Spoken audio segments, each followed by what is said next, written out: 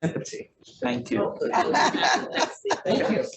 Thank you. Wonderful. Okay. Yes. Let me see if I don't know if I. Our next presenter, Pastor Gilford and Monrose. He is from the Mayor's Office of Faith-Based and Community Partnership. Pastor Monrose. Thank you, my friend. So much.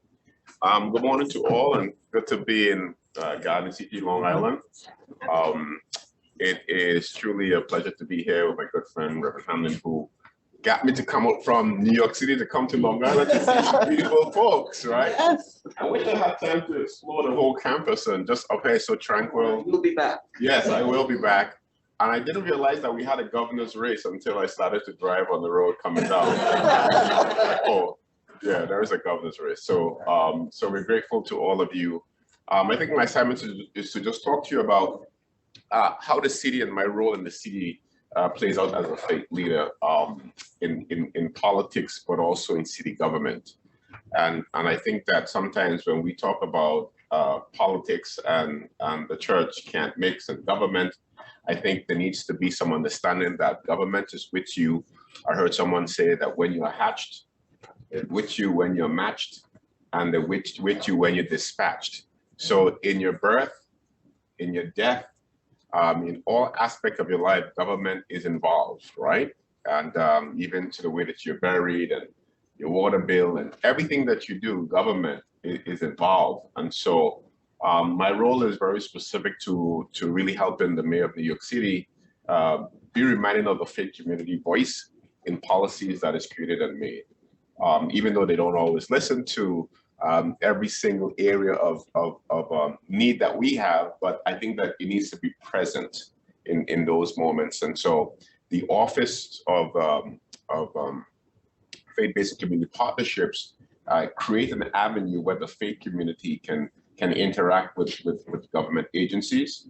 We want to be able to help, again, houses of worship navigate the complexities of government.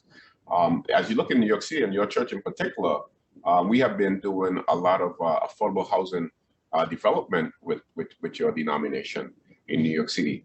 And that involves a lot of government agencies. It involves tax credit. It involves making sure that all of the things that you do it the right and correct way.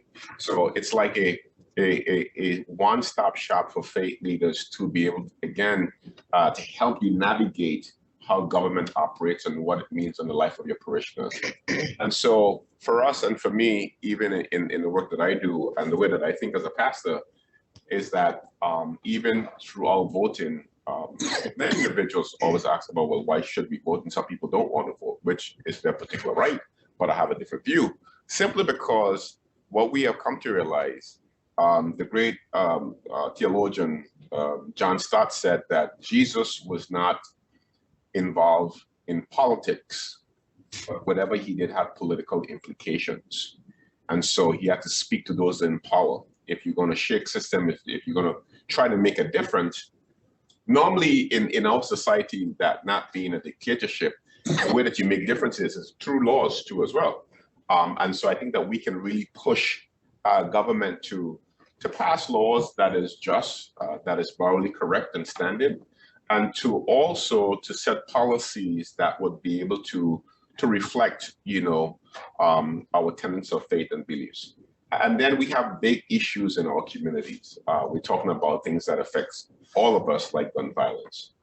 We have the housing situation. We have homelessness. You have the idea of act of love and mercy. And government know for sure that they can't really solve all of the problems. That's why they use nonprofit organizations. You have heard of groups like Salvation Army, and even your groups too as well, who are doing love, acts and kindness and mercy, not only in Africa, right, but right here in communities, in urban America, in urban settings. I think that even in your name, it has the word urban in it, meaning that there needs to be a specific focus on where you pastor. And I think for us in the city is that we have some of the greatest and brightest, I believe, and loving faith leaders. Because when you look at the big issues that we're facing, especially in New York City, who we're leaning on right now is the faith community, right? And the mayor today at 10:30 was just speaking to 200 faith leaders who's gathered in Brooklyn around this whole idea about what justice means, mercy and compassion and love. You know, Dr. King always talk about the fact that you cannot lead people if you don't love them. And so what we need to do is that we need to bring forth the type of love for the least among those. I think that's the central message of Jesus Christ, is to be able to be in those fields with the wine drinkers, with the people who was considered to be sinners. Jesus walked the dusty streets of Nazareth. He was not in the palaces of the pharaohs. He was not in the palaces of the kings. Jesus was with the common person. That's why the woman with the issue of blood had an opportunity to touch him. And so he was not up at the steeple, he was down with the people. He came from moving from in the pews with the people, he moved from the benches, and he went into the trenches. So the life of Jesus, the man that we talked about, the man that we work with, our ideology about him, one thing that we can say for sure that he was among people. And I think that's our calling. One of the things that the mayor said that, you know, if you are a shepherd, you must smell like sheep. It means that you don't be a shepherd with a stick by leading sheep. You have to get down and dirty. There is something that's in the feet. You have to be caring for them. It's the idea, okay? So all that we do in our office is really to bring the central focus on the idea of the faith work, dealing with government, and how do we push cities and agencies who have long been doing things their way, and now you have an infusion of the faith community in city government. It is a tough task, so pray for me, but I think that it is one that is worth trying for. I think it was Ronald Reagan, our president, who said that if we're not a nation under God, we'll be a nation gone under. And for us is, and I do believe that the mayor was criticized for talking about God, that he was talking about the whole idea of God in his life, and was like, you can't be talking about God. I was like, yeah, you should be talking about God. So there's some challenges and some battle with ideology when it comes to the faith-based approach of the work that we're doing. So I think that even as you, I don't know where you are pastor, if you're in New York City, if you're pastor in a nice area like this, that is so tranquil and so beautiful, or you in the hustle and bustle and tussle of a city like New York in the 5 boroughs, wherever it is, I want to tell you that more than ever before, we need you to be faithfully present in community. We need you to move from beyond the 4 walls. And I think that, if I may, just in a biblical context, this is a pastor's, right? So I could talk about the Bible? Okay. I just want to make sure. Is that all right? Of course. Okay, so let me go into the Bible a bit. You know, for 400 years between Moses and David, God had no place to dwell with the children of Israel. So in the book of Exodus, God gave Moses the plan to build a temple. He gave him the plan, and the children of Israel in the wilderness built these tents. So in the Jewish tradition, last week, they celebrated the feast in Leviticus chapter 23, that's called Sukkot. And it's a tent, tabernacle tent, dwelling, Shekinah. And so between Moses and David for 400 years, God had no place to be able to dwell with the children of Israel. And so his glory would come, and when they would have the tent in the wilderness, there was a column of cloud by day and a column of fire by night, a pillar of fire by night. And so God was with the children of Israel, moving with them, with the whole idea that the presence of God is not stationary, because wherever the people of God would show up, God would always be there. And so for 400 years now, when David came, David said, listen, I want to build a temple for you, Lord. God says what? No, you can't do that. Why? Because your hands are full of blood. I'm going to raise up your son Solomon to be able to build a temple. Even though that has a lot to preach about, I want to just state to the fact that David wanted to build a temple. He couldn't. Solomon did. Herod came, first and second Herod built the temple. And then Jesus now came and stand years later in the Mount of Olives. And he said, if you see this beautiful temple, I'm going to destroy this in 3 days. And so his disciples said, wait a minute. After 400 years, God gave the temple plan to Moses. David wanted to build it. Solomon built it up. It was structured. Nehemiah and all of the prophets was building the temple. and you're going to destroy this temple? He says, yes, I'm going to destroy it. Why? In John chapter 2, we saw the reason that he destroyed the temple is because the temple became a den of thieves for those who were selling the things of the sacrifice, the dove and the turtle dove. So what was happening is that people was making merchandise off of the misfortune or the sin of individuals. And Paul talked about the fact that, they would sell the turtle dove and the sacrifice, and the priest and the household would sell it on the back end, and they will sell the meat in the marketplace. So Jesus came to break down the whole structure of the temple, and he became what we call the counter-temple movement. Everything that resides in the temple, he was the offering as he came and he died on the cross. He was the offerer as he offered himself. He laid his life down, he picked it back up again. You can have your sins forgiven if you believe in him in the shed blood. The middle wall of partition was breaking down, so therefore you don't have to go once every year in the most holy of holy places. For once and for all time, his blood was efficacious for all of us today. Enough of the theological teaching. What I want to say to you is this, is that our role right now is not in the four walls. Our role is scattered around where people are that is in need. And I think that for us in New York City, we are hoping and we are praying that a government that has been so stale, so stagnant when it comes to the faith community, that we can infuse some of this idea and ideologies in our city government. It's going to be a hard task, of course, but I think that we have the right mayor to do it. And I think that the Lord has placed us in the right position at the right time to work on these issues. So keep on praying for us, keep on believing. If you're pastoring in your local area in New York City, we are so glad to work with you and to help and guide you through whatever that you need to go through and to help government be your friend. God bless you all. And I trust and pray that you have a wonderful moment. Thank you. Questions? Alongside, city partners, or a place that we could connect someone, or where we could connect to sort of. Yeah. So one of the things that we are working on right now is that we are really looking at having a faith-based director in all of the top, I would say, 10 to 12 government agencies, Department of Buildings, Department of Education.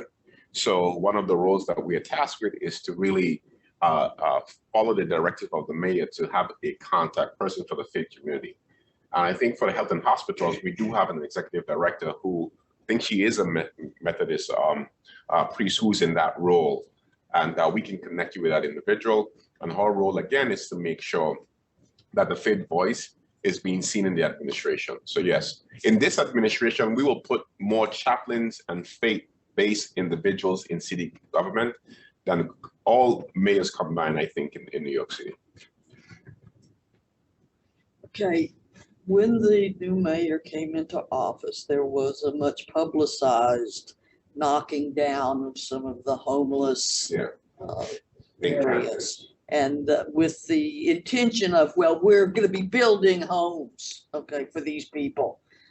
What's happening in the knocking down their settlements to the houses being available? Yeah, so housing in New York City of 8 million people is really a difficulty. I served 8 years with him in Borough Hall. We gave $25 million to Brooklyn houses of worship and nonprofit organizations to deal with housing. Then Mayor Bill de Blasio had a goal of 200,000 units. I don't think that he reached the goal, but in Brooklyn, we tried to make sure that we did about 500 units or somewhere about that. So it's a long process. It's a long, tedious process. I don't have all the answers to that, but what I do know is that in about January, we're going to be releasing from HPD a specific faith-based plan that will help houses of worship get first rights on a property on their block or next to their church to be able to develop for New York City. I'm an electrical engineer, and I worked on 2 transitional housing projects, one in the Bronx and one in Brooklyn, many years ago. Okay, I have not heard of any additional transitional housing projects. Is that underway?